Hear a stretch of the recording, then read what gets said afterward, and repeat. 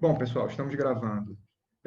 Esse é a primeira reunião do primeiro ciclo de seminários abertos do Departamento de Teoria do Direito da Faculdade Nacional de Direito do FRJ, né? O nosso tema geral é Teoria do Direito e Pandemia. A primeira apresentação vai ser feita pelo professor Luciano Nuso, Foucault, o monstro e a construção da diferença. O professor Luciano vem da Itália, foi recentemente, né, incorporado aos quadros da UFRJ. É um prazer ouvi-lo sobre um dos temas da sua especialidade. Antes de passar a palavra para o professor Luciano, alguns avisos gerais. Nós divulgamos um cronograma, né, de sessões começando hoje e terminando em dia 17 de julho. Esse é o primeiro ciclo, a gente pretende fazer outros ciclos depois disso. Vai haver uma mudança nesse cronograma, fiquem atentos para isso. A Júlia Franzoni, que apresentaria na semana que vem, vai trocar de lugar com o Felipe Oliveira, que apresentaria no dia 26 do mês que vem. Então, o Felipe vai apresentar na semana que vem e a Júlia no lugar do Felipe. Vai haver essa troca. Na semana que vem, a apresentação que vocês vão ver é a apresentação do Felipe Oliveira, o coronavírus face à teoria racial crítica. Então, houve uma mudança de cronograma, depois a gente pode mandar um aviso geral sobre isso. Deixa eu só abrir aqui a minha página.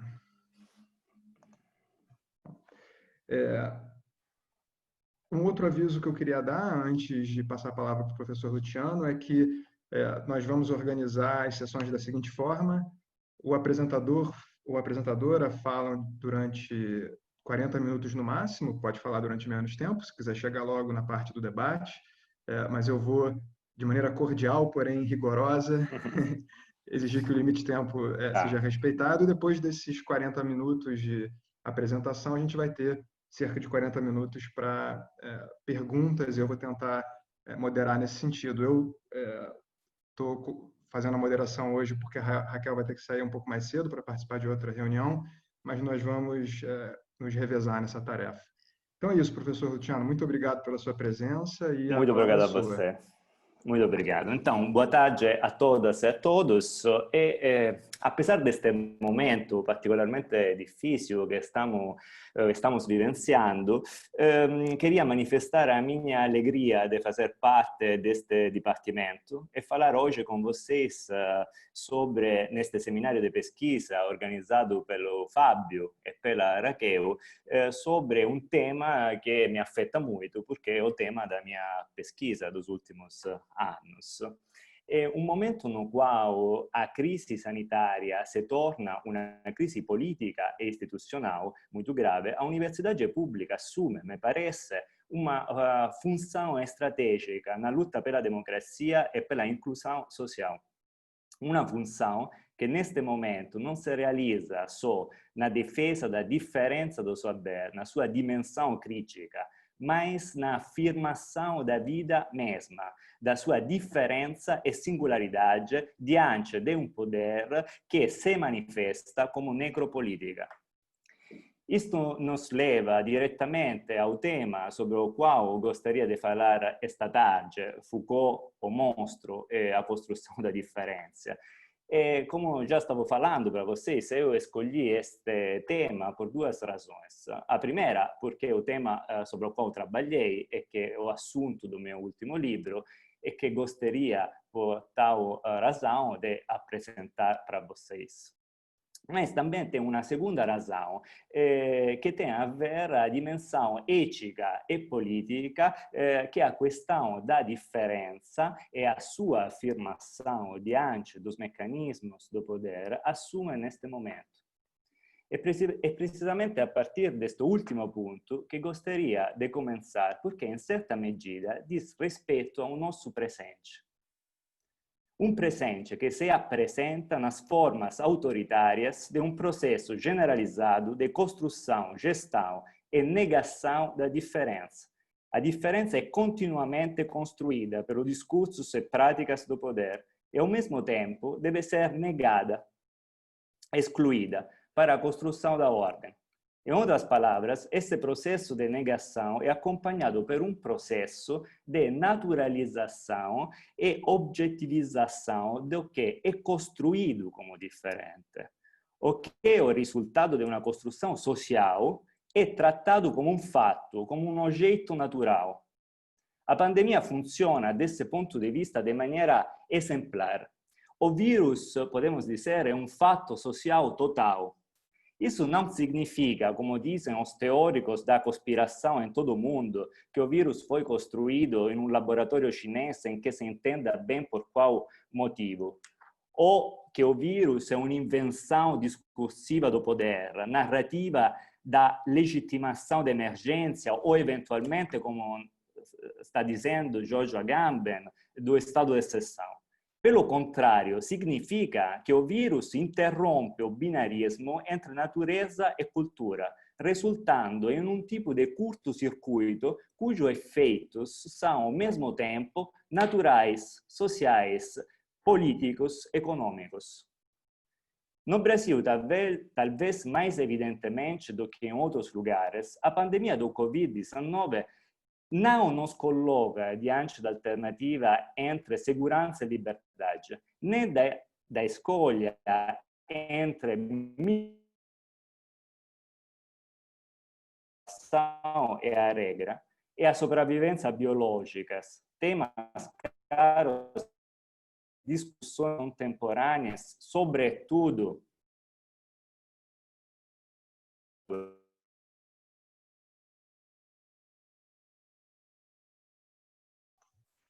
Luciano, deixa eu te interromper. Eu acho que a gente está com um problema de conexão. sim. Você está me ouvindo? Eu te estou ouvindo, sim. Ah, Vocês não me estão ouvindo? agora sim, agora eu estou te ouvindo, mas durante 1 minuto mais ou menos a sua voz sumiu.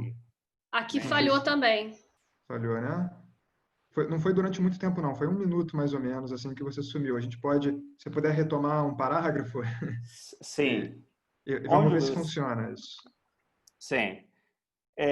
Então, estava falando da pandemia, como está funcionando. Não sei se vocês chegaram neste ponto. Sim, sim. Sim.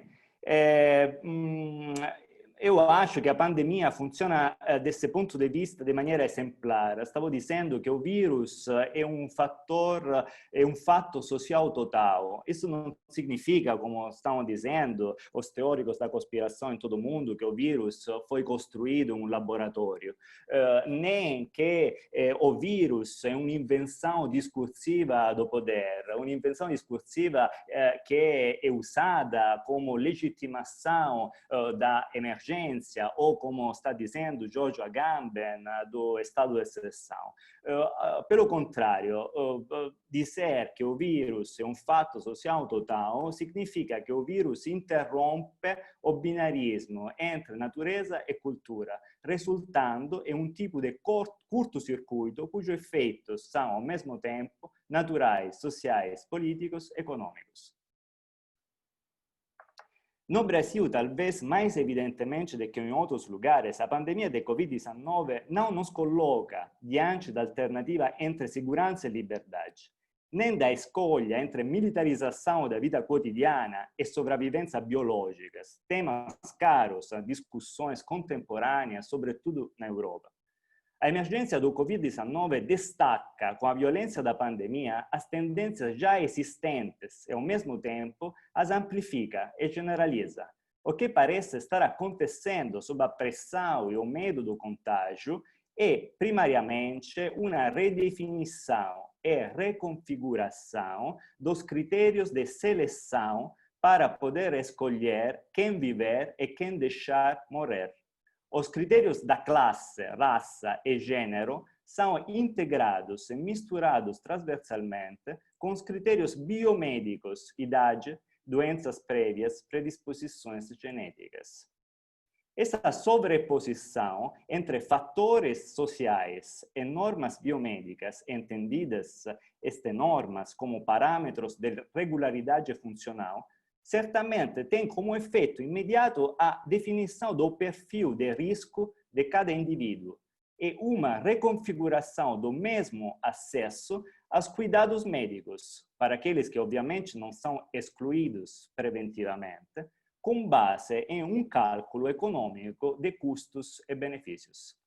mas também produz uma sobreposição entre os conceitos de anormalidade e anomalia, definindo um novo ou um renovado, podemos dizer, modelo de perigo e periculosidade, ao mesmo tempo biológica e social. Fatores sociais como raça, gênero e classe tornam-se fatores naturais e fatores biológicos como certas anomalias congênitas tornam-se imediatamente fatores sociais. Foi precisamente o epistemologo francês Georges Canguilhem, in un texto bastante famoso, Le Normal et le Pathologiques, que apontou tanto a diferença etimológica entre anormalidade e anomalia, quanto a sobreposição indevida de seus significados no discurso da biologia e, mais tarde, da psiquiatria do século XIX. Se para Canguilhem essa sobreposição de significados de dois tipos diferentes de normas é o resultado de uma confusão de bons procedimentos gramaticais, ele fala assim. Para Michel Foucault, é expressão também gramatical da constituição no século XIX de um poder de normalização que reúne de forma nova um discurso pseudo-médico e pseudo-científico, pseudo porque não respeita os critérios exigidos pela ciência, e um discurso pseudo-jurídico, que por sua vez não respeita os critérios legais, normativos. Um poder grotesco, dirá Foucault, à disposição de governantes grotescos. Essa combinação sem precedentes de diferentes saberes e práticas, mas que, em sua mistura, constitui algo novo, um discurso que não é científico, nem exatamente legal, mas que apela a noções emprestadas da ciência e do direito, produz efeitos de poder consideráveis. Em primeiro lugar, a patologização do anormal permitirá a medicalização da diferença, daquilo que se afasta da norma social, e mais tarde todas as práticas disciplinares em torno das quais o Estado do século XIX é definido. Em segundo lugar, este é um ponto para mim muito importante, diretamente ligado à patologização biológica da diferença, define-se um racismo de Estado que pode ser usado tanto na luta de classes contra os grupos subordinados, resistentes aos processos de acumulação e valorização do capital, quanto no projeto da apropriação colonial. Nos dois casos, o racismo organiza a política em torno da necessidade de negar o inimigo, interno ou externo que seja, cujo perigo social é causado pela patologia, da qual é portador e da qual pode ser causador de um possível contágio. É precisamente esse dispositivo de racismo que garantirá, no sentido de permitir e legitimar, a função assassina do Estado. Em vez disso, o que surge nesse contexto contra as tristes paixões do poder são as múltiplas e diárias resistências. A vida, objeto da intervenção política, foi de certo modo tomada em mãos, literalmente, e voltada contra o sistema que a controlava. Parafrasando Deleuze, quando fala de Foucault, poderíamos dizer que a pandemia nos questiona sobre o que podemos como viventes, isto é, como um conjunto de forças que resistem. É uma tarefa, essa, filosófica, política ed ética.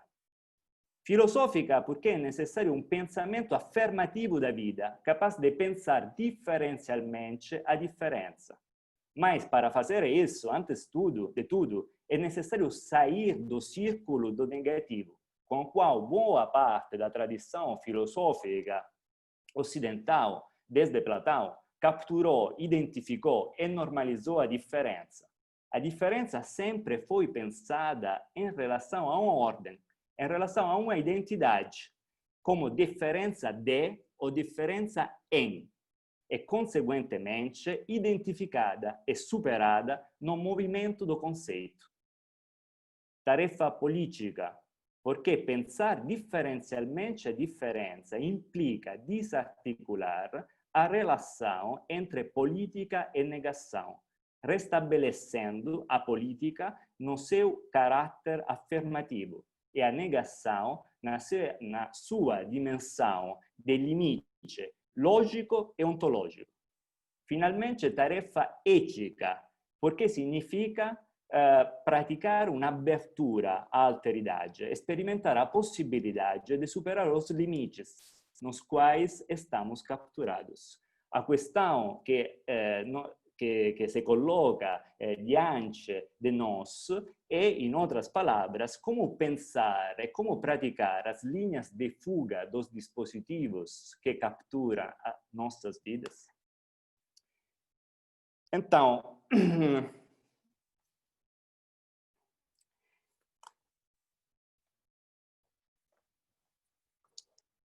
assim chegamos ao tema, no, do Foucault, do monstro e da differenza. A escolha de ler Foucault através do monstro poderia dizer risponde exatamente à pergunta de Deleuze, aquela que nos questiona sobre o que podemos enquanto viventes. Neste sentido, a tese que eu gostaria de sustentar é que o monstro monstruoso desempenha uma tarefa estratégica na reflexão de Michel Foucault. Essa declaração pode parecer arriscada se levarmos em consideração as páginas que o Foucault dedica a uma análise detalhada do monstro, está presente apenas no capítulo Monstro e Fossil de Le Mots et les Choses e no curso ao Collège de France dedicado a Les Anormaux. Embora Foucault analise o monstro efetivamente nesses dois textos, toda a sua produção me parece atravessada pela linha do monstro, como eu a nomeio. Isso não significa apenas que é possível seguir os traços desta linha em muitos dos seus textos, incluindo Folie de Raison, a lição inaugural ao Collège de France de 1971, L'Ordre du Discours, nos cursos sobre pouvoir psychiatrique e il faut défendre la société. Pelo contrário, significa que essa perspectiva nos permite apontar uma pluralidade de questões problemáticas, filosóficas, jurídicas e políticas, em torno das quais a pesquisa do pensador francês ocorrerá. A relação entre transgressão e limite, entre razão e loucura, entre processo de verificação e as formas do poder, o problema da norma e as tecnologias de produção da normalidade, a questão da resistência e da contraconduta. Todos os grandes temas Foucaultianos podem ser relidos através da questão do monstro e do monstruoso. O monstro funciona como um dispositivo heurístico, na medida em que mostra melhor que outros os conceitos, os processos de constituição do mundo material e simbólico. Se o monstro é um dos temas, entre os muitos, que o pensador francês abordou em sua reflexão, a questão da monstruosidade, da diferença monstruosa, me parece indicar a própria forma de uma pesquisa e um discurso que escapa às classificações e disciplinas, que, como Foucault escreve na Arqueologia do Saber com palavras muito lindas, declina sua identidade, não sem dizer previamente não sou isto nem aquilo, e que, como um monstro, tira sarro da moral do status civil que se preocupa com a identidade. O monstro e a monstruosidade do que Foucault fala estão entrelaçados com a monstruosidade de uma prática filosófica que opera nos limites dos dispositivos de saber e poder. A arqueologia Foucaultiana e a genealogia e depois a ontologia do presente não apenas mostram a natureza contingente e incerta que está por trás das formas consolidadas de conhecimento e instituições de poder, mas reativam os possíveis excluídos das seleções atualizadas nessas formas e instituições. O método Foucaultiano, portanto, parece-me atravessado pela linha do monstro.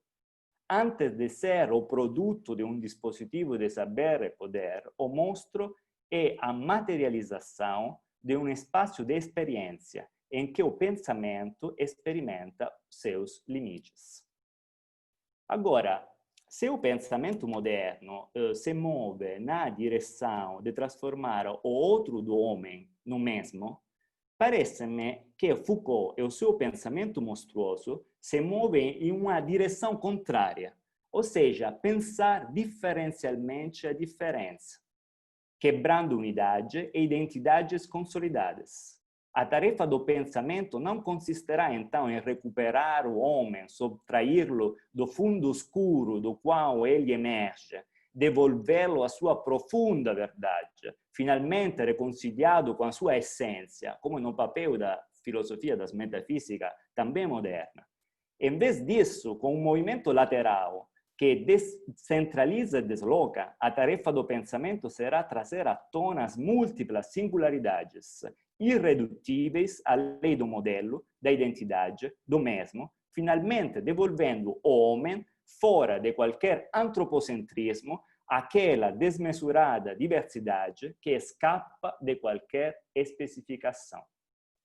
A monstruosidade se apresenta como um devir metamórfico da differenza. Este é um ponto, para mim, muito importante na minha pesquisa. Uma diferença que não pode ser pensada como falta, como ausência de forma, e que, portanto, foge de todas as estratégias de saber o poder que visam capturá-la como negatividade ou, conseguentemente, superá-la dialeticamente.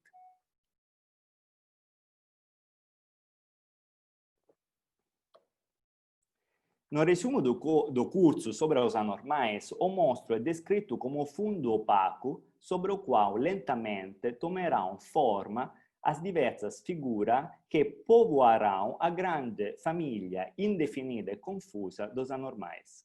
Essa afirmação retoma a proposição com a qual Foucault concluiu o subcapítulo dedicado ao monstro nelle mots et les choses, as palavras e as coisas. Escreve Foucault: o monstro conta quase caricaturalmente a gênese da diferença.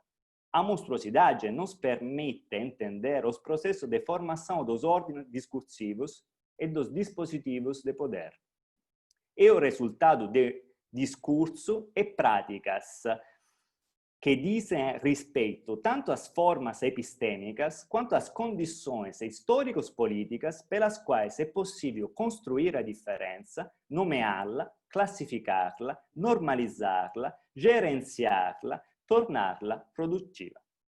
A monstruosidade pode, portanto, ser entendida como um espaço discursivo no qual a questão da diferença e as técnicas através das quais as diferenças construída, sujeitada, neutralizada e utilizada emergem com maior força. Então, a diferença desempenha uma função estrutural e constitutiva na análise de Foucault. De fato, ocupa uma posição estratégica porque permite, como escreve Rossi Braidotti, lançar luz sobre as complexas e dissimétricas relações de poder que definem a posição do sujeito dominante. Como um espelho deformador, o monstro reflete os processos e as práticas discursivas, com as quais uma certa época histórica estabelece o jogo da verdade e da falsidade, constituindo o ser humano como um sujeito do conhecimento. Do fundo opaco da monstruosidade e da sua ameaça incessante, o sujeito e a sua racionalidade emergem como condições transcendentais de qualquer conhecimento que afirma ser verdadeiro. É sempre em relação de oposição à monstruosidade que o sujeito da razão se constitui como um sujeito social e jurídico. O monstruoso e o monstro indicam tudo o que o sujeito não precisa ser para ser, antes de tudo, um sujeito e, portanto, racional, social, jurídico. É interessante notar que a característica do conceito da monstruosidade é aquela de fugir de toda a definição conceitual possível. Portanto, o único modo para definir-lo, o conceito de monstruosidade, de monstro, é deixá-lo emergir do movimento conflitivo que tende a eliminá-lo, neutralizá-lo ou incluí-lo na ordem do discurso e nos dispositivos de poder. Problema complexo e ambivalente esse do monstro e da monstruosidade. A palavra monstro, ou melhor, a qualificação do monstro, não tem uma referência, não indica algo, não tem um significante. Ao contrário, estabelece uma diferença. O monstro é uma espécie ainda sem nome, mas, ao mesmo tempo, assim que começamos a ver um monstro em um monstro, começamos a domesticá-lo. Começamos, como diz Jacques Derrida, a confrontá-lo com as normas e analisá-lo, e, portanto, a dominar aquilo que tal figura poderia ter de terrificante, uma função apotropaica, podemos dizer. Duplo movimento, portanto, que a differenza monstruosa inaugura. O monstro sinalizza uma differenza e, ao mesmo tempo, essa differenza é capturada, neutralizzata, oggettivata dentro dos dispositivos do discurso e do poder. Quando a differenza monstruosa é mencionada, ela é capturada na linguagem, em suas regras, em suas partições. Em outras palavras, é submetida a um processo de normalização. Dois exemplos podem esclarecer este ponto. Foucault, nos anormais, fala do monstro humano e do monstro moral. O monstro humano é aquele que viola, ao mesmo tempo, as leis naturais e as leis sociais. É transgressão da ordem da natureza e da ordem religiosa e política. Foucault nos diz ainda que para que haja um monstro humano não basta a deformidade do corpo, mas é necessário que a deformidade seja explicada pela transgressão da lei religiosa ou social. O monstro humano, o monstro natural, monstro da antiguidade, é a fusão entre homem e animal, masculino e feminino. Coloca em discussão o caráter normativo da natureza, introduzindo um resíduo, uma separação entre a physis e o logos, entre a natureza e a razão. O monstro, portanto, é necessariamente um fora da lei. A criminalidade da monstruosidade do monstro humano é inscrita no corpo do monstro. Diferente do monstro natural, o monstro moral, que é a segunda figura monstruosa que Foucault traz à baila em Os Anormais, coloca em jogo o caráter normativo da razão. Se no primeiro caso era o caráter normativo da natureza que era colocado em discussão, aqui a razão não consegue explicar o comportamento monstruoso. O melhor exemplo é o grande criminoso, o criminoso político ou anárquico, e no século XIX o criminoso sessual. Seu comportamento não é inteligível racionalmente, o que gera um problema para a punição, posto que, a partir do século XIX, a condição de compreender o comportamento criminoso, a conduta, é essencial para a decisão sobre a pena e sobre a culpabilidade, desculpa, mesmo do criminoso. Nesse sentido, o monstro moral ameaça o sujeito cartesiano, posto que interrompe a ação de ordinação racional e projetual do sujeito, que se pensava como condição transcendental de toda a possibilidade de pensar e representar a ordem. Então, o caráter estratégico do monstro, sobre o qual dizia no começo da minha apresentação, se manifesta, portanto, em uma posição liminar que ele tem como dispositivo de saber-poder que cada tanto o produz. O monstro é o resultado de um dispositivo discursivo e de práticas de poder que define um corpo e um comportamento como monstruoso. Um dispositivo que individualiza em que consiste a monstruosidade do monstro e, pertanto, em quem pode e deve ser chamado de monstro. O monstro é aquele cuja exclusão organiza uma certa ordem, por isso ele pertence à ordem, como dizia, de forma liminar, no limite, sendo um instrumento de determinação do que está dentro e fora dessa ordem. Ao mesmo tempo, porém, ele não pertence à ordem, que ajuda a determinar. Colocando em discussão, o monstro conserva uma ambiguidade que é dada no seu próprio nome. Monstro, na sua etimologia antiga, greca, indica terror e meraviglia. A differenza che ele indica è sempre un eccesso e, portanto, o monstro o monstruoso non può essere completamente neutralizzato pelo dispositivo che o constrói. O monstro conserva, a pesar de tudo, me parece, un carattere subversivo. No século XIX, a teratologia científica com Etienne e Geoffroy Saint-Hilaire e depois com Camille d'Arrest completa um processo de naturalização e racionalização do discurso sobre o monstro, um processo que era já começado no século anterior com o iluminismo. Gustave Flaubert escreve no Dictionnaire des idées reçues, ad vocem monstre, on ne voit plus, não tem mais monstros.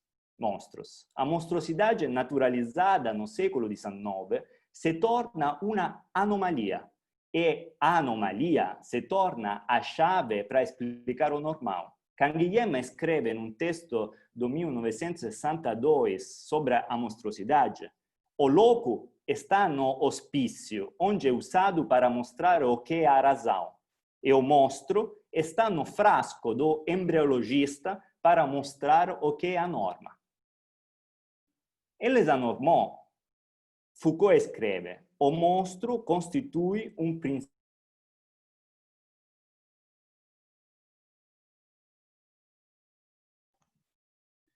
Luciano, mais uma vez a sua voz sumiu. Carregam consigo uma relação de seção com a monstruosidade. Luciano, deixa eu te interromper. Você sumiu um minutinho, mas você sumiu faz 10 segundos só que você sumiu, então não precisa voltar muito não. Tá. Desculpa, este internet não está muito bom, mas tudo bem. Então, em Las Normaux, Foucault escreve: o monstro constitui um princípio de inteligibilidade de todas as pequenas anomalias. É o modelo engrandecido das mínimas irregularidades. Todas aqueles que desviam da norma carregam consigo uma relação de certo grau com a monstruosidade, segundo um esquema no qual a norma é o grau zero da monstruosidade.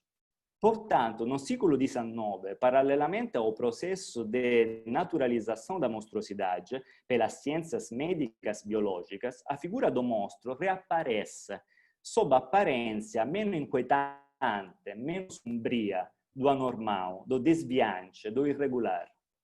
É um ciclo obcecado pela normalização e no qual tecnologias disciplinares e regulatórias se cruzam de forma ortogonal para gerenciar o campo da vida, do inorgânico ao orgânico, do corpo à população, a monstruosidade se apresenta como essa natureza patológica que está por trás de qualquer conduta que não se enquadre no cânone da normalidade. O monstro agora está escondido em cada pessoa. Cada um de nós é potencialmente um monstro. Essa afirmação implica, no meu modo de ver, duas coisas. A primeira: o poder como biopoder é poder sobre a vida, sobre as suas transformações e metamorfoses. Buscar o monstro escondido significa ativar um dispositivo de normalização, disciplinamento e regulação da potência da vida. Essa potência deve ser normalizada e, portanto, subsunta como força do trabalho no interior do capital, como cidadão normalizado no interior do Estado. Procurar pelo monstro atrás do rosto do indivíduo comum significa procurar e atacar os processos de insubordinação e resistência em todos os níveis e em todos os planos nos quais a insubordinação, a resistência, o biopoder se manifesta. Significa separar, dividir e, mais uma vez, sujeitar a diferença à lei da identidade. A segunda consequência: quando o poder torna-se poder sobre a vida, o monstro está escondido em cada um, e o monstro está escondido em cada um. A potência metamórfica da vida torna-se monstruosa resistência. Portanto, torna-se excedência da vida diante das tecnologias do biopoder de subjugá-la. A insubordinação da vida contra o poder não é uma ameaça que vem de fora, não tem alguma transcendência aqui, mas é o fora que se tornou uma dobra do interior e se configurou como o conjunto de forças que produzem resistência, abrindo espaços, atualizando possibilidades, produzindo novos processos de subjetivização. A resistência da vida não tem nada de negativo, não tem nada de transcendente. Opera no plano de imanência no qual acontece a experiência. A resistência monstruosa da vida contra o poder sobre a vida significa levar o dispositivo de saber o poder ao limite, ao ponto no qual aparecem as linhas de fragilidade sobre as quais é possível intervir para produzir novas configurações e novas instituições. Vou concluir. O que significa falar da diferença monstruosa? Seguir a linha do monstro significa, me parece, observar tanto as técnicas discursivas e as práticas de poder que constroem, capturam a diferença, quanto concentrar a atenção ao ruído das lutas que se combatem nos margens, nas dobras dos dispositivos de poder. Reconhecer, em outras palavras, o embate entre a multiplicidade singular dos corpos e o poder. Por um lado, a diferença do monstro é capturada dentro de um enunciado e um discurso que quer neutralizá-la, afirmando a verdade e a autoridade da norma. Por outro lado, porém, a tentativa de captura e neutralização não se realiza completamente, porque a diferença é metamórfica. Metamórfica significa que é capaz de ser diferente do que é, sobretudo que a diferença se afirma através do diferimento de si mesma. Por tal razão, a diferença implica sempre uma política do excesso, da excedência, capaz de inquietar os discursos e as práticas que querem identificá-la e governá-la. Foucault não se limita a uma analítica do dispositivo de saber-poder. Em toda a sua produção, aquilo que é em jogo é a individuação dos pontos de ruptura, das linhas de fuga, das malhas pervasivas dos dispositivos que governam a nossa vida. Se é verdade que a vida é subsumida no poder, integrada no poder, como o trabalho vivo no capital, a questão que Foucault põe é onde, em qual ponto podemos quebrar esta subsunção, essa integração? Onde, em qual ponto podemos fazer emergir o excesso de libertação e subjetivização? O intelectual é um topógrafo, é um geólogo. A sua tarefa consiste em fornecer instrumentos de análise que permitem individuar onde estão as linhas de fragilidade, onde estão os pontos fortes dos poderes. Trata-se, em outras palavras, de fazer um relevo topográfico e geológico da batalha. Ler Foucault através do monstro, portanto, para mim resulta produtivo. O monstro é político, pois nos fala sobre a multiplicidade das lutas que atravessam os dispositivos de gestão, identificação, negação das diferenças. O monstro é sempre uma multiplicidade de monstros, uma multidão, que desafia as unidades onto, zo, antropo, teológico-política.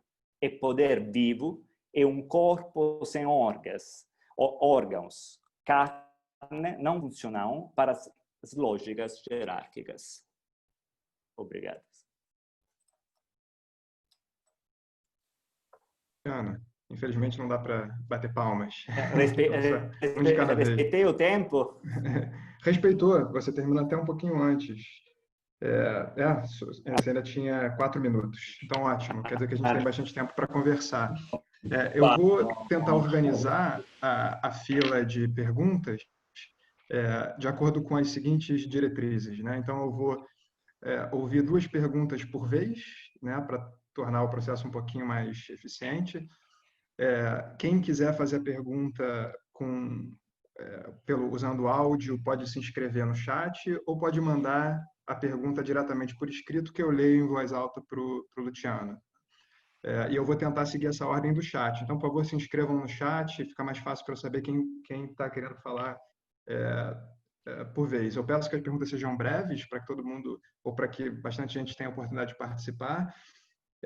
E ressalto que o objetivo desse seminário é atingir não só especialistas, mas também estudantes. Então, todo tipo de pergunta é bem-vinda, não só perguntas daquelas pessoas que já conhecem bem a obra de Foucault, mas também perguntas daquelas pessoas que querem entender os aspectos mais elementares, né, da obra de Foucault.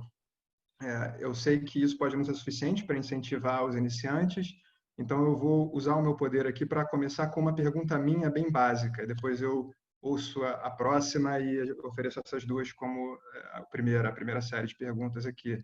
Então, uma pergunta minha bem básica, Luciano, de quem conhece Foucault muito superficialmente, né? Me explica se eu entendi bem. O monstro, no sentido comum da palavra, é um ser sinistro, disforme, que provoca medo e tal.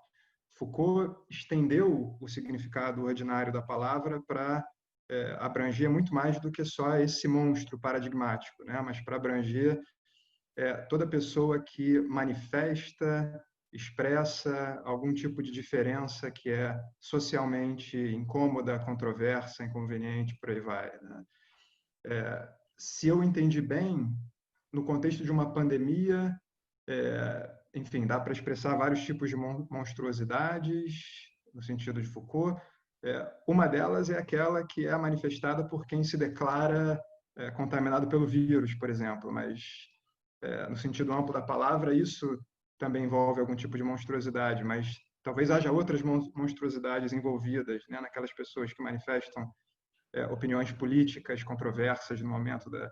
Enfim, seria interessante saber se essa minha captação rudimentar, elementar do que é o monstro e quem seria o monstro no contexto da pandemia é algo que talvez tenha sido captado também pelos estudantes que estão ouvindo, né, pelos iniciantes. Mas antes que você responda isso, já tem mais uma pergunta aqui na fila, que é a pergunta da Isabela Coimbra, que escreveu há bastante tempo aqui. Ela escreveu: eu não consigo entender muito bem como se sustentaria a existência de uma ordem natural. Seria uma ordem lógica? Acho que é uma pergunta que diz respeito a algum ponto específico da sua apresentação em que você usou o termo ordem natural. Então, talvez você pudesse esclarecer o que esse termo se... Perdão? Não, sto dicendo che un mostro esattamente ameaça un ordine naturale. Certo. Seria dizer no texto, no? Coloca em xeque, demonstra que ordem natural nunca é ordem natural. Que o ordem natural não se pode sustentar como ordem natural, porque ordem é sempre uma construção social. Então, a atribuição de naturalidade à ordem é já um gesto político. Dizer que uma diferença é natural significa atribuir um caráter natural a algo que é construído socialmente. E o monstro deconstrói, podemos dizer, tudo aquilo que aparentemente se apresenta como natural, porque o monstro é o resultado de uma produção do poder. Então, não sei se provavelmente estava um equívoco. Não sei se respondi nessa... Certo. A minha tentativa de caracterizar o que é o monstro está muito distante do que o Foucault tinha em mente? Ou... Não, então eu acho muito interessante. Posso responder? Posso já Claro, responder? por favor. Sim. Então, giusto para dizer uma coisa, o tema do monstro, da monstruosidade, é um tema muito interessante, porque tem toda uma tradição na história do pensamento filosófico, a questão do monstro, da monstruosidade, é uma questão problemática, gigante. Tem muitos textos, Aristóteles fala do monstro, Platão fala do monstro, tem toda uma parte do Aristóteles que é dedicada ao monstro. Então, o monstro ameaça, de qualquer forma, a capacidade do pensamento.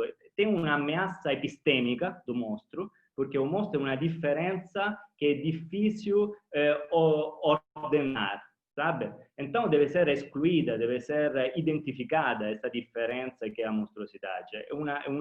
é um desafio epistêmico, podemos dizer, o monstro na tradição da filosofia. Leibniz fala do monstro, depois toda uma tradição, Agostinho fala do monstro, da monstruosidade. Toda a tradição da filosofia, em qualquer medida, tem que discutir a questão da monstruosidade, tem que sair, porque a monstruosidade tem a ver com a capacidade do pensamento de criar uma ordem. E quando o pensamento antigo, um pensamento ontológico, a monstruosidade é um desafio à estrutura ontológica do pensamento. Sabe? Os monstros são um desafio radical à identificação entre ao pensamento ontológico. Não? O monstro é um desafio à ideia do ser, é um desafio radical, sabe? Então, Foucault, como opera? Foucault tenta de ver o monstro como algo que é construído através de um discurso que define a monstruosidade do monstro e que no momento no qual tenta de identificar o monstro dizendo este é um monstro, não? Ou dizendo outro um monstro, está produzindo uma identificação e uma jerarquização, podemos dizer. Então, ele está tentando, no curso dos anormais, sobretudo, de fazer uma genealogia do monstro. Então, tem um monstro humano, que caracteriza a Idade Média, é o monstro da Antiguidade, que é um monstro que tem uma irregularidade no corpo, não? É um deforme. Então, esta deformidade é percebida como algo que carrega como posso dizer, um crime, que carrega uma violação não só da lei natural, mas também das leis religiosas, das leis políticas da comunidade. Porque, por exemplo, uma explicação era que a mãe do monstro não tinha respeitados as leis sociais que estabeleciam algumas regras, não? E que, não respeitando essas regras, nascia um filho monstruoso. Então, o filho monstruoso carregava no corpo o crime da mãe. Uma hipótese. Depois Foucault explica através do monstro a mudança na concepção, na percepção do poder. Sabe? Então, tem um monstro moral. Então, para chegar ao seu ponto, que me parece interessante, o monstro tem um desafio epistemológico, não? Porque também uma posição, porque é uma diferença difícil que é muito intensa, coloca em dificuldade um sistema e um dispositivo de saber poder. Como poder lidar com essa diferença que o monstro, ou aquilo que a gente define como monstro, carrega em si mesmo?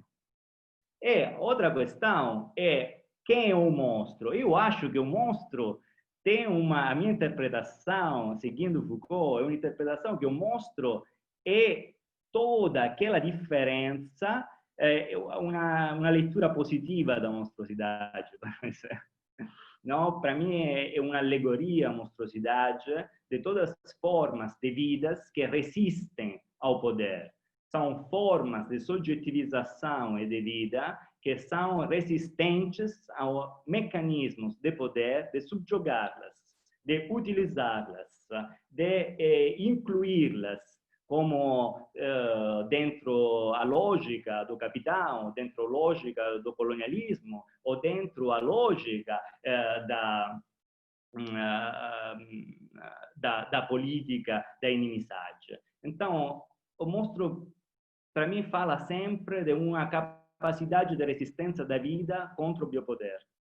Então, não é tanto quem é o monstro, não? Ou como é o monstro, mas o monstro como diferença que é sempre excessiva, que nos fala de um excesso, não? Tá ótimo, Luciano. Obrigado. Isso esclarece bastante. Nós temos já aqui uma lista de perguntas e comentários. Pela ordem, eu vou apresentar duas dessas perguntas, você responde e depois a gente segue. Obrigado. Então, tem uma pergunta da professora Juliana, que escreve: a ordem que o monstro desafia não é natural, mas é a ordem do poder? Interrogação. O natural não é tão natural assim. Reticências. Então, tem um comentário, né? Acho que até mais do Claro, que uma pergunta. concordo totalmente. É, É sempre, ordem é sempre uma construção. E o monstro também é uma construção. é. E tem uma outra, se você quiser responder as duas em dupla, né? Do Gregório Rosenbusch. Ele diz: gostaria de perguntar se existem diferenças ou semelhanças entre o monstro e o bárbaro. Claro. Fica à Então, vontade. o bárbaro, então, sobre o bárbaro tem um texto muito lindo, que é o texto do Koselleck.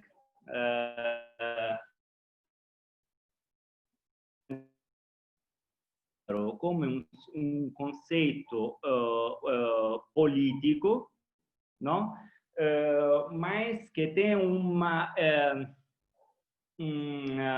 outro que nos remete a um outro conceito, porque nas antiguidades o bárbaro tem outro conceito, os gregos. Tem os gregos e os bárbaros. E os bárbaros, os bárbaros, são aqueles que não falam a mesma língua dos gregos, que estão fora dos limites da polis antiga. No? E che ameaça a polis, a estrutura sobre a qual a polis se funda, que é a língua, que é o logos. No? O barbarosso é aquele que não fala a língua, que está fora da comunidade política e que, por isso, ameaça a unidade da comunidade política. Então, a questão é sempre a mesma. Contra o barbaroso, contra o estrangeiro, contra quem está fora, que ameaça o limite da comunidade política, é possível construir a unidade, retomar a unidade política através do sacrifício do externo, do que está fora. Esse é um lado. Depois tem outra questão. Sócrates, na Apologia, fala ao juiz, à corte que está condenando ele fala, a primeira coisa que Sócrates diz é: eu não quero falar como Sócrates, não quero falar a vocês como logos, mas quero falar a vocês como um bárbaro, como bárbaros, como alguém que é estrangeiro na sua comunidade, porque ser estrangeiro na sua comunidade pode ser um instrumento para ver o que a comunidade não consegue ver desde a sua perspectiva. Então, o bárbaro tem uma função muito interessante, mas tem sempre uma função, de qualquer forma, como estrangeiro, opositiva, não? Funciona dentro uma lógica interno-externo, não? Eu acho que o monstro não quebra também essa oposição. O monstro é algo que coloca em discussão as categorias e coloca em discussão todos os binarismos. Também o binarismo grego-bárbaros. Tem algo do bárbaros, algo do estrangeiro, do conceito do estrangeiro, mas com uma intensidade mais forte, mais radical, mais política, para mim. Na minha leitura, pelo menos. Tá ótimo, Luciano. Então, deixa eu passar para as próximas. Tem uma pergunta do Natan. Deixa eu resgatar só um segundinho. Natan pergunta: professor, boa tarde, excelente explanação. Gostaria que discutisse um pouco mais sobre qual o objetivo em trazer a China como um grande monstro em meio à pandemia. Alguém ganha com a construção deste monstro? Essa é uma pergunta. E tem uma outra pergunta, o nome da pessoa que não está claro para mim. Deleuze e Guattari, em Mil Platôs, Capitalismo e Esquizofrenia, diferencia anomalia de anormalidade. Essa diferenciação faz diferença dentro da ideia de monstruosidade em Foucault? E depois tem mais perguntas, mas vamos esperar um momentinho. Então, sobre a China, não sei responder essa pergunta, primeira coisa. não tenho alguma competência para responder nesta pergunta, mas uma coisa interessante é que no Strabone, que é um geógrafo antigo, os monstros, ele fala dos monstros, é um geógrafo que tenta de mapear o mundo conhecido. Então, ele coloca os monstros aos limites do mundo conhecido. Os monstros são colocados onde está a China, a Índia e a Etiópia. Os monstros, na antiguidade, são aquelas figuras que definem o limite do mundo conhecido. Fora do mundo conhecido, fora dos limites dessa mapa do mundo conhecido, do conhecimento, tem monstros. Não? Então, geograficamente, a China e a Etiópia, na antiguidade, de geógrafos gregos do Strabone, era monstruosa. Foi percebida como monstruosa. Também as Américas foram percebidas, povos indígenas que moravam nas Américas foram percebidos como monstros. Não? E ameaçavam uma ordem teológico-político que podia entender essas pessoas, esses lugares, só através do conceito da monstruosidade. Depois o cristianesimo muda, problematiza, não? Porque pelo cristianesimo a questão é mais complicada, não? Na relação à diferença. Tenta de incluir a differenza de qualche forma. Você se lembra da segunda pergunta, Deleuze Guattari, é importante essa pergunta. Quem fez essa pergunta? Eu não sei o nome dela. Fui eu, Ana Paula. Ana Paula. Perfeito, ótima pergunta.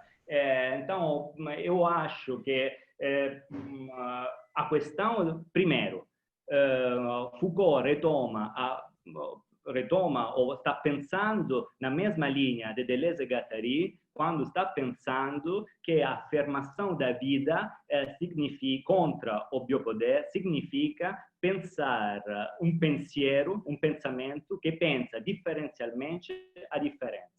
Este é Deleuze também. É Deleuze no livro Diferença e Repetição, é Deleuze no Lógica do Sentido, é Deleuze e Guattari em Mille Plateau. Primeiro ponto. Segundo ponto, claro, tem toda essa distinção que a Deleuze e Guattari em Mille Plateau fala muito sobre a Geoffroy Saint-Hilaire, a teratologia científica do século XIX. Então, o que acontece?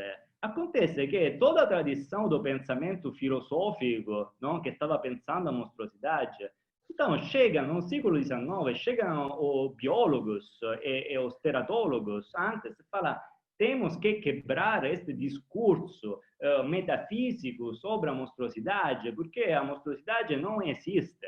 A monstruosidade pode ser entendida só como anomalia. Mas, no mesmo tempo no qual eles esclarecem, não, este discurso sobre a monstruosidade, racionalizam o discurso antigo sobre a monstruosidade, eles estão confundindo dois conceitos, aquilo de anomalia e de anormalidade. Então, está sobrepondo, como Canguilhem depois, nos anos 50, 60, falará, o conceito de anomalia a um conceito de anormalidade. Isto é um problema grande na constituição da psiquiatria do século XIX e na constituição da eugenética do final do século XIX, do começo do século XX. Um problema político gigante, não, sobre esta sobreposição, porque através que acontece? Que a anomalia se coloca no coração da normalidade. Quem é um sujeito anormal tem também, é portador também de uma anomalia patológica. Atrás de cada anormal tem um problema patológico. Podemos pensar a homossexualidade. Não? A ideia da homossexualidade era uma deformidade da uma norma social e questa deformidade é explicada através da patologização da diferença. Isso acontece até muito tempo, pensar a homossessualidade como uma patologia, uma differenza, una normalidade, cioè un comportamento che desvia da norma heterossessual, che è percepito come differenza medicalizzata, patologizzata e che, portanto, deve essere oggetto di una intervenção médica, de cura, ou psicológica, não? A gente sabe o que aconteceu com isso. Que aconteceu com isso. Tá ótimo, Tiano. Nós temos mais 4 pessoas na fila. Considerando o tempo que a gente tem, para que a gente possa discutir essas perguntas com calma, eu acho que eu vou encerrar a fila por aqui e a gente vai discutindo as 4 que já estão, até porque elas parecem ser perguntas densas. A próxima na minha lista aqui é a Kedma Carvalho, que faz a seguinte pergunta: Foucault explica o porquê do filho, o monstro, carregar a marca dos erros da sua mãe? E uma segunda, vamos continuar em duplas, né? É da Luz Marina. Ela diz: Luciano disse que o monstro é a materialização do espaço de pensamento, no qual o pensamento experimenta os seus limites. No momento, e em outro momento, fala de política do excesso.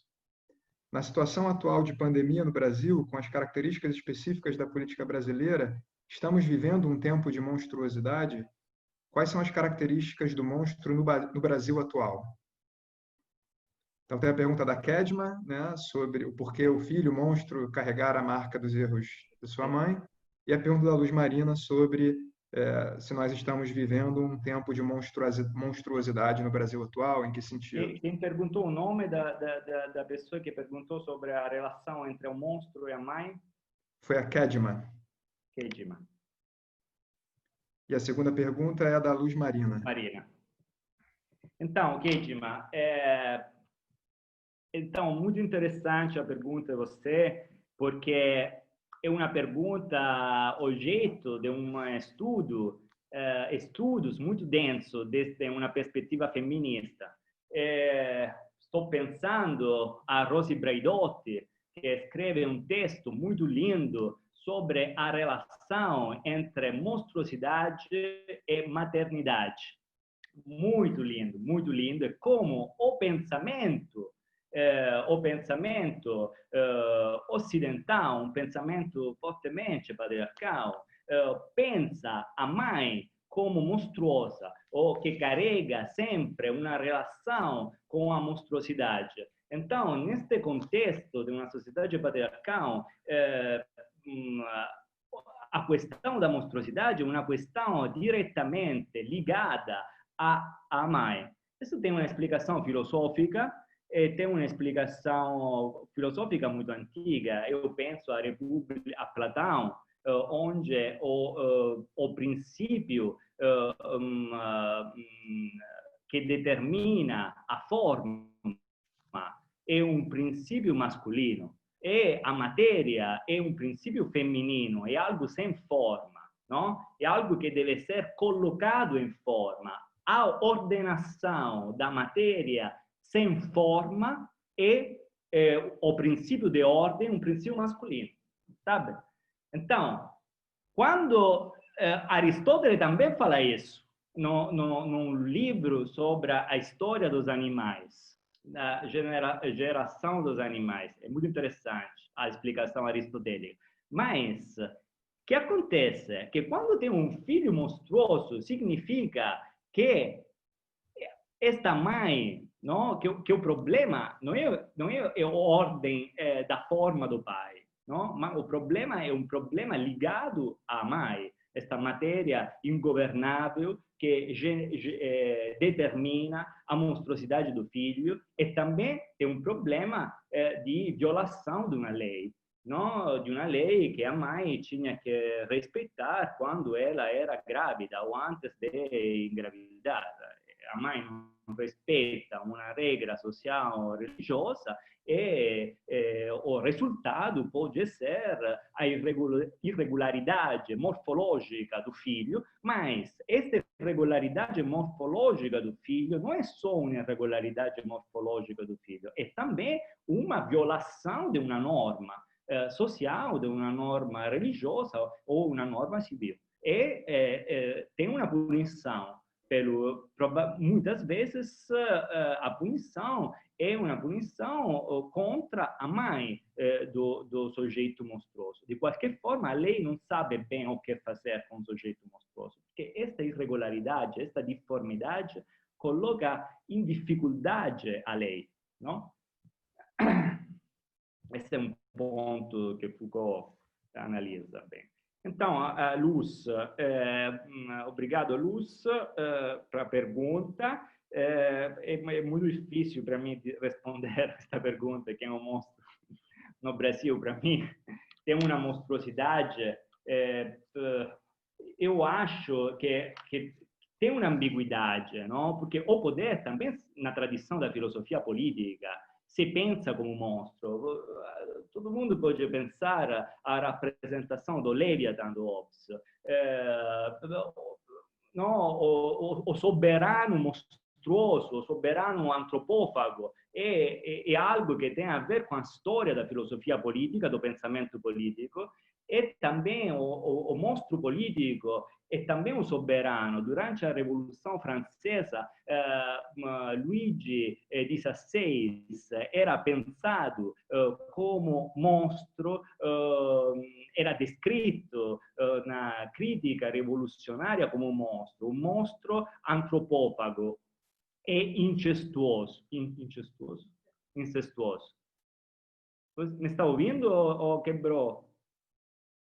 Sim? Então, tem a dimensão ambivalente, mas é como se o poder necessita de se construir como monstro para objetivar, ordenar a resistência que ele não pode compreender, que coloca em xeque o poder do soberano.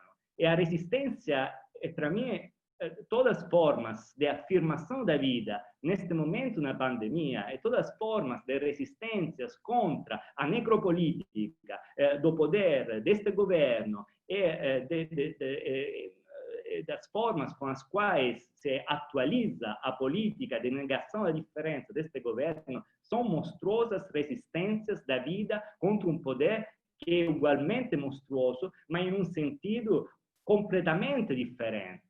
A monstruosidade da resistência é a afirmação da vida contra a necropolítica. Quem mata, a polícia que mata os meninos na favela do Alemão, ou os policiais fascistas que matam nos Estados Unidos, ou aquela pessoa que estava em custódia da polícia, eles atuam uma necropolítica monstruosa. A gente pode usar esse termo se a gente quer, mas é uma monstruosidade diferente, porque é uma negação da vida, não? É pensar a política sempre nesta forma da negação, da construção do espaço da inimicidade. A resistência monstruosa da vida é outra coisa. É a resistência do trabalho vivo, por exemplo. É todas as resistências que afirmam as formas de vida, diferenças da própria forma de vida contra o poder. A resistência do povo indígena, essa é uma resistência monstruosa de afirmação da vida contra o necropoder.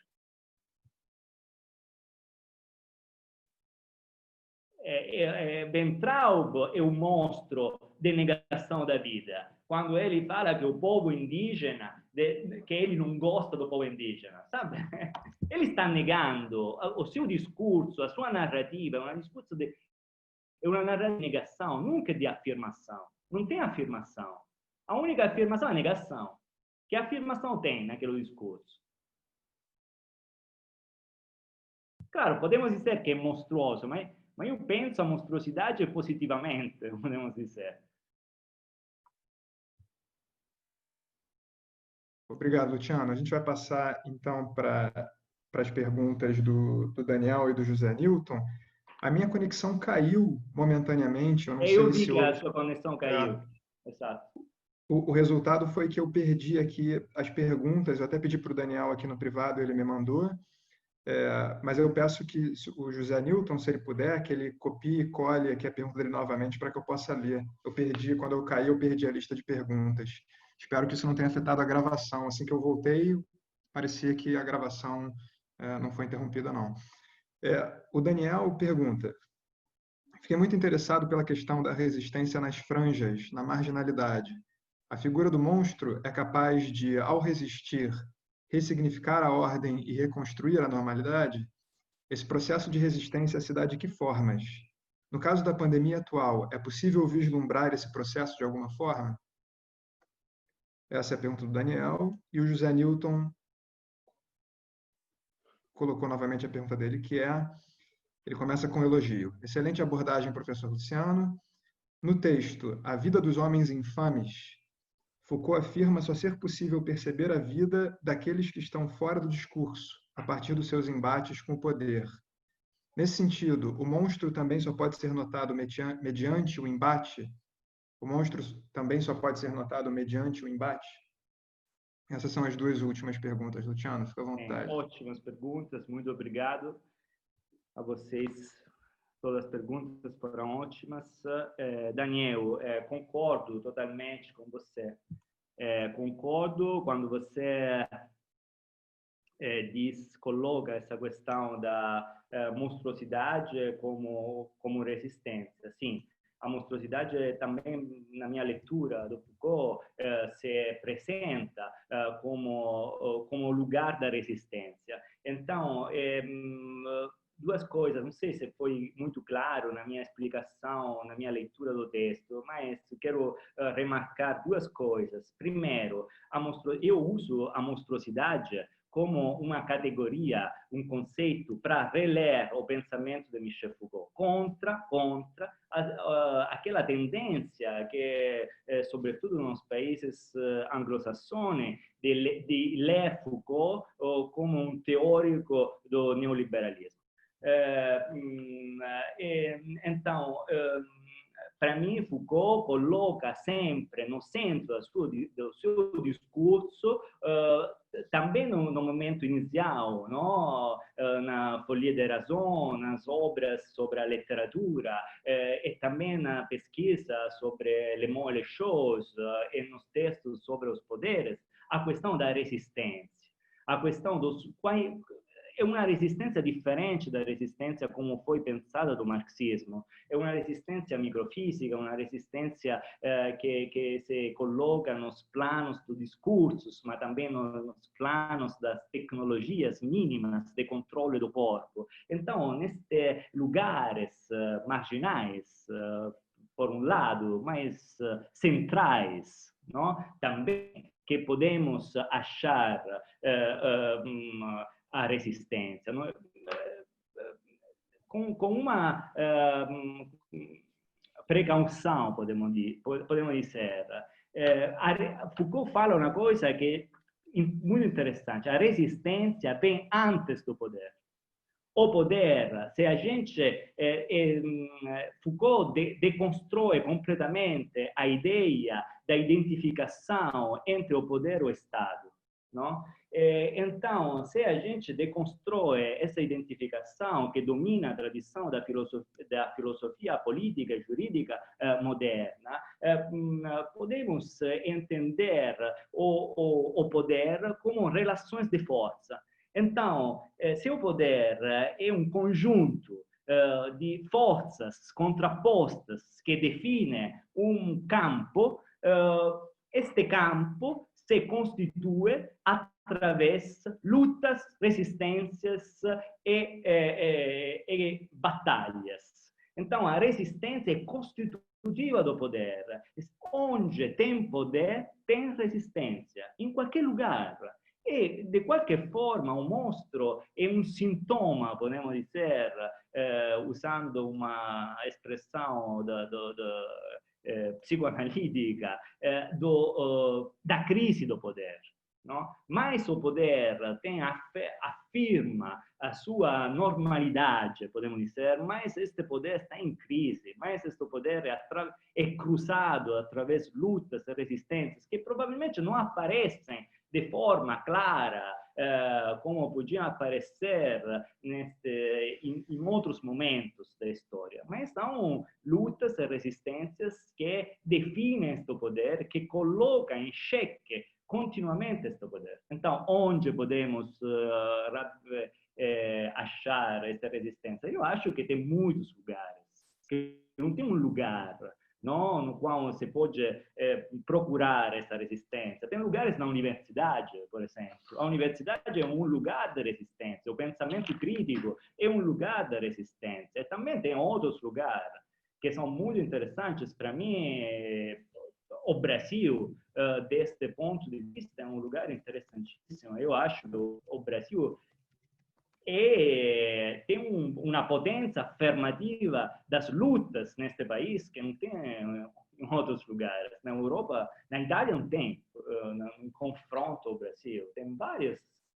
não sei se respondi, Daniel, mas era difícil responder sobre a identificação dos pontos de fragilidade do poder. Depois tinha outra questão muito interessante, estou tomando muito tempo provavelmente para responder, mas as questões são assim interessantes que é difícil não falar muito. Outra questão era a questão dos homens, como se fala em português o título? Infame. Os homens infames. Então, claro, é um texto maravilhoso, aquele texto. Eu acho que naquele texto aparece... tem pontos, também no texto de Foucault, é estranho isso, porque tem um movimento da escritura de Foucault. Foucault, por um lado, efetivamente aparece um pensador que não valoriza os lugares da resistência, os lugares das lutas. Porque quando ele está descrevendo o poder, ele está descrevendo um poder que parece um poder sem um fora, que não pode ser, onde a transgressão é sempre retomada do poder, onde a resistência é sempre recuperada do poder, não? Está descrevendo um poder abrangente. Então, mas no texto do Foucault tem sempre lugares nos quais aparece a contraconduta, aparecem os lugares da resistência. Eu penso, Os Homens Infames é um texto, mas também penso ao poder psiquiátrico, não? Onde ele fala da histérica. A histérica está dentro do manicômio, é patologizada pela psiquiatria do século XX, mas, ao mesmo tempo, ela, assumindo o sintoma que a psiquiatria do século XIX atribui à histérica, realiza um processo de resistência e deconstrução da estrutura manicomial e da ideia fundamental do discurso psiquiátrico da medicalização do problema psiquiátrico, da doença psiquiátrica. Sabe, tem isso também, não? Nos textos de Foucault, Foucault é interessante, tem uma diferença fundamental entre o Deleuze e o Foucault, porque filosoficamente Deleuze é muito profundo. Ele está tentando de pensar uma filosofia afirmativa. Toda a sua filosofia responde à questão como é possível uma filosofia da vida, uma filosofia da afirmação. Mas tem algo que falta em Deleuze, para mim. O que falta? A história.